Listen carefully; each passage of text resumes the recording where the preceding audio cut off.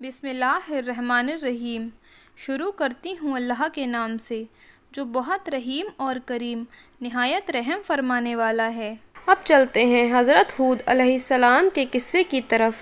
अल्लाह ताला ने हज़रत हूद अलैहिस्सलाम को कौम आद की तरफ भेजा। उस कौम के लोग लंबे कद और चौड़े जिस्म वाले थे, जिनमें का सबसे लंबा 100 गज का और ठेंगना 60 गज का आदमी था। बुत परस्ती का चलन बहुत ज़ोरों पर था। खुदा को भुला बैठे थे। पत्थर काट काट कर पहाड़ों में खूबसूरत से खूबसूरत मकान बनाते थे, लेकिन पत्थर के काम में ये जितने माहिर थे उतने पत्थर दिल भी थे। फिर भी उनमें एक गिरोह भले लोगों का भी था जो अल्लाह पर ईमान लाया था, लेकिन जालिमों के डर से अपना ईमान छिपाए हुए था। जब हज़रत हूद अलैहिस्सलाम की वाज़ व नसीहत खुलकर होने लगी तो ये भले लोग हज़रत हूद का पूरा साथ देने लगे। हज़रत हूद अलैहिस्सलाम का पैगाम ज्यों-ज्यों फैलता गया, काफिरों की मुखालिफत भी तेज हो गई। इन भले लोगों ने इनकी इत्तिला हज़रत हूद अलैहिस्सलाम को दे दी। हज़रत हूद अलैहिस्सलाम ने अल्लाह के हुजूर पर दुश्मनों के लिए बद्दुआ की, चुनाचे बरसात नहीं हुई। बाग और खेती सब सूखने लगी। एक अकाल 7 बरस तक चलता रहा। लोगों का बुरा हाल हो गया, भूखे प्यासे मरने लगे। मौका मुनासिब समझकर हज़रत हूद अलैहिस्सलाम ने उन्हें समझाना शुरू किया और फरमाया, ईमान लाओ, अपने आप को दुनिया की इन परेशानियों से बचाओ। ये सब परेशानियां तुम्हारे कुफ्र की वजह से तुम पर आई हैं। लेकिन काफिरों ने हज़रत हूद की नसीहतों पर कान न धरा, अपने कुफ्र पर डटे रहे और यही कहते रहे, हम तेरे कहने से बुतों को ना छोड़ेंगे और अपने बाप दादाओं के दीन से मुंह ना मोड़ेंगे। उस जमाने का कायदा था, जिसे किसी बड़ी मुश्किल का सामना होता था तो वह मक्का में काबे में जाकर दुआ करता था, जो कबूल हो जाती थी। उन दिनों आम कौम के अलावा अमालका की कौम मक्का में रहती थी, जो अपने को मक्का का सरदार कहती थी।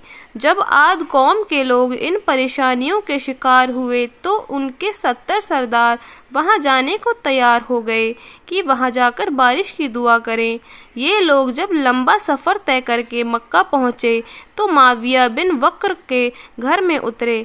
उसने इन सब की खाने और शराब की ऐसी ज़ोरदार दावत की और नाच गाने की ऐसी महफिल जमाई कि ये अपने आने का मकसद ही भूल गए। बहुत दिनों के बाद उन्हें अपनी कौम की याद आई और अपने आप पर रात दिन लानत मलामत करते हुए वे सब दुआ में लग गए और कुर्बानियाँ चढ़ानी शुरू की, लेकिन फिर भी कोई नतीजा ना निकला। इन सरदारों में मुर्सद बिन मादान छिपा हुआ मुसलमान था।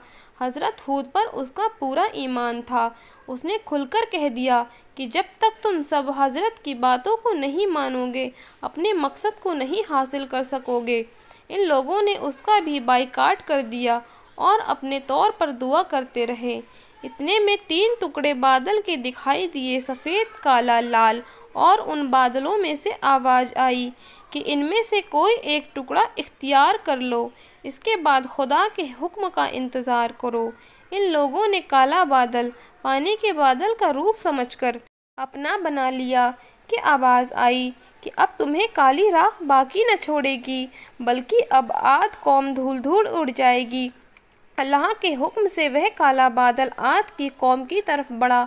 लोग काला बादल देखकर बहुत परेशान हुए, लेकिन उनके मन में यह विचार आ ही न सका कि यह अजाब का बादल है।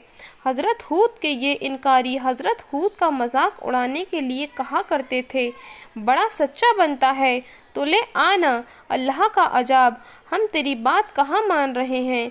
लेकिन उन्हें क्या खबर थी कि जिस हकीकत को वो मजाक समझ रहे हैं वह हकीकत बनकर सामने आ गई है। हज़रत हूद ने देखा कि अजाब आ गया तो अल्लाह ही के हुक्म से अपने 4000 ईमान वालों को साथ लिया और बाहर निकलकर उनसे कहा कि यह दायरा जो मैंने उंगली से तुम्हारे चारों तरफ खींच दिया है और तुम्हें खुदा ही के हुक्म से उसमें बिठा रहा हूँ ताकि तुम इस अजाब से बचे रहो। देखते देखते काला बादल आंधी तूफान में बदल गया। कौम के लोग घबरा गए। तूफान इतना जबरदस्त था कि इंसान तक हवाओं में उड़ उड़कर काफ़ी दूर पर पटक पटक कर उठते, हड्डियां चूर चूर हो जाती, लेकिन घबराकर घरों की तरफ भागे ताकि सर छुपा सकें और तूफान की इस तेज़ी से अपने को बचा सकें। जब मकान और घर गिरने लगे, ढहने लगे, तो दब दब कर लोग मरने लगे। 7 दिन और रात आंधी तूफान का यह सिलसिला चलता रहा। तबाही और बर्बादी का नंगा नाच होता रहा और आद कौम अल्लाह के अजाब का शिकार होकर रह गई। हज़रत हूद और उनके साथी इससे बचे रहे। जब अजाब का सिलसिला ख़त्म हुआ तो हूद और उनके साथियों ने एक तरफ को अपने रहने के मकान को तैयार किया और फिर से रहने सहने लगे। हज़रत हूद 464 साल के हुए तो उनका इंतकाल हो गया। इन्ना लिल्लाहि व इन्ना इलैहि राजिऊन। तारीख लिखने वालों ने शद्दाद का जिक्र हज़रत हूद के बयान के बाद किया है, इसलिए कि उसका ताल्लुक भी आद कौम ही से था ताकि ईमान वाले उससे नसीहत हासिल करें। आद कौम में शद्दाद और शदीद 2 भाई थे जो बड़े दौलतमंद बादशाह थे। शाम सीरिया मुल्क में इनकी बादशाही मानी हुई बादशाही थी। शदीद और उसके लोग अगरचे शिर्क में मुब्तला थे और ख़राब अकीदा रखते थे, लेकिन उसके इंसाफ से शेर और बकरी एक जगह पानी पीते थे। कहा जाता है कि उसकी अदालत में 2 आदमी आए थे। इन दोनों में से एक ने बताया कि मैंने इस आदमी से ज़मीन का कितना ख़रीदा और कीमत देकर उस पर कब्जा कर लिया। फिर मैंने उस ज़मीन में एक खजाना पाया जो मैं उसको देना चाहता हूँ, इसलिए कि मैंने सिर्फ ज़मीन खरीदी है, खजाना नहीं खरीदा है, लेकिन यह लेता ही नहीं। दूसरे ने कहा, मैंने तो ज़मीन बेच दी, अब ज़मीन और जो कुछ उसमें है सब इसका है, इसलिए खजाना भी इसी का है, मैं उसे क्यों लूं? लेकिन इसकी समझ में ये छोटी सी बात ही नहीं आती। कैसा था ये अजीबो गरीब मुकदमा। अदालत ने पूछा, यह बताओ तुम दोनों के पास कोई औलाद है? एक ने कहा, एक लड़का है। दूसरे ने कहा, एक लड़की है। अदालत ने फैसला सुनाया, तुम दोनों को आपस में ब्याह दो और उस खजाने में से उन दोनों के हवाले कर दो। ऐसा था वह इंसाफ पसंद राजा। हज़रत हूद अलैहिस्सलाम ने उससे भी ईमान लाने की बात कही थी, पर वह ईमान न लाया और अपने बाप दादा के धर्म शिर्क पर ही मरा। शदीद के बाद शद्दाद गद्दी पर बैठा। हज़रत हूद अलैहिस्सलाम ने उससे भी ईमान लाने की बात कही। बोला, अगर मैंने तुम्हारा दीन कबूल कर लिया तो उसका फ़ायदा क्या होगा? हज़रत हूद ने फरमाया, अल्लाह तुम्हें इसके अज्र के तौर पर जन्नत अता फरमाएगा, उसकी रहमतें तुम पर नाजिल होंगी। शद्दाद बोला, यह सब कुछ नहीं, मैं तो खुद अपनी जन्नत बनाऊंगा और दिन रात वहाँ ऐश मनाऊंगा। फिर शद्दाद ने जन्नत बनाने का प्रोग्राम बना लिया। पूरे मुल्क से सोना चांदी, हीरे जवाहरात, मुश्क, अंबर और मरवारीद के ढेर लग गए। एक खूबसूरत जगह भी तलाश कर ली गई, माहिर कारीगर जमा किए गए और एक मजबूत इमारत की नींव डाल दी गई। एक गरीब की उम्मीदों से बड़ी लंबाई, करीमों की हिम्मत से भी ज़्यादा बुलंदी वाली दीवारें तैयार होने लगीं। वह इंतहा खूबसूरत और साफ़ सुथरी इमारत तैयार होने लगी कि आज तक ऐसी इमारत कभी तैयार न हुई। दीवारों में सोने चांदी की ईंटें चुनी गई थीं, छत उसकी सोने के पत्तों से सजाई गई थी, स्तून उसके बिल्लौरी थे और हर जगह बड़े सुंदर ढंग से जोड़े गए थे। उनकी नहरों में रेत के बजाय अनमोल मोती बिछाए गए थे। उसके पेड़ों में मुश्क और अंबर भरवा दिया गया था। जिस वक्त खुश्क हवा उन पेड़ों से होकर गुजरती थी तो रहने वाले के दिमाग खुशबू से भर जाते थे। उसकी ज़मीन को मिट्टी के पाटने के बजाय मुश्क व अंबर को बिछवाया गया। 12,000 कंगूरे उसके महलों के चारों तरफ बनवाए गए। कंगूरों को सुर्ख सोनों से सजाया गया था। महल में खूबसूरत से खूबसूरत लड़कियों को लाकर ठहराया। ये मनमोहक बाग 500 साल में तैयार हुआ।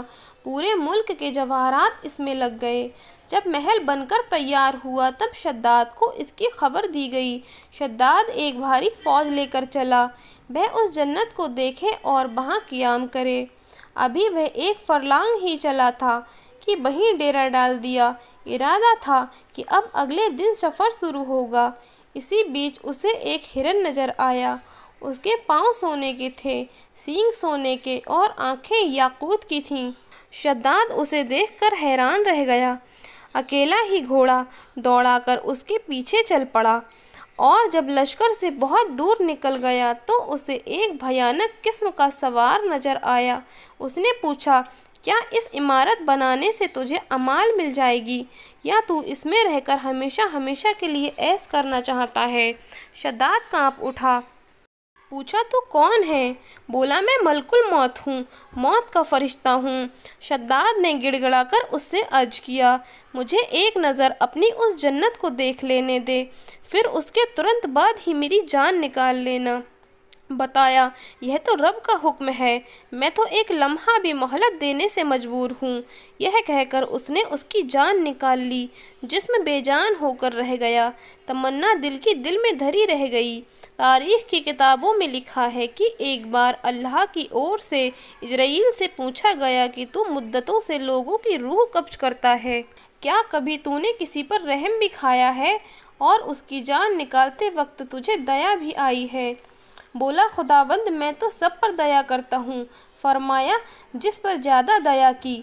तब इजराइल ने बताया, एक दिन एक कश्ती को मैंने आप ही के हुक्म से तोड़ दिया था और मौजों में घिरकर वह कश्ती हमेशा के लिए तबाह हो गई। उस पर एक सवार तमाम लोगों भी ख़त्म हो गए। वहाँ सिर्फ एक औरत बचा ली गई जिसके पेट में बच्चा था। औरत को फरिश्तों ने एक जजीरे में पहुंचा दिया। वहीं उसने एक लड़का जन्म दिया। आपका हुक्म हुआ कि इस औरत की भी जान निकाल लो और लड़के को वहाँ उस औरत के पहलू में डाल दो। उस वक्त मेरी आंखों से आंसू निकल आए कि इस लड़के का क्या होगा, यह तो तड़पकर मर जाएगा या इसे दरिंदे खा जाएंगे। खुदाबंद, यही सोचकर मैं रो दिया। मुझे एक तो उस बच्चे पर दया आई और दूसरे अब आई जब शद्दाद की रूह कब्ज करने के लिए हुक्म दिया गया कि उस बेचारे ने कई सौ साल में तो इमारत बनवाई थी, लेकिन वह उसे एक नज़र भी न देख सका और उसकी हसरतें दिल की दिल ही में रह गईं। अल्लाह ने फरमाया कि यह शद्दाद वही लड़का है जिस पर तूने दया की थी। मैंने उसकी माँ को मरने के बाद सूरज और हवा को हुक्म दिया था कि इसे अपनी गर्मी और सर्दी से मत सताना, बल्कि फूलों के पत्ते उड़ाकर उसके वास्ते फर्श बनाओ। फिर उसके दोनों अंगूठों से दूध और शहद की नहर बहाई। इस तरह मैंने उसकी जान बचाई, पाला पोसा, यहाँ तक कि उसे हुकूमत का मालिक बना दिया। इतना सब करने के बाद भी मेरी नाशुक्री करने लगा, बल्कि खुद खुदा बनने का दावा कर बैठा। उस पर तो गज़ब नाजिल होना ही चाहिए था।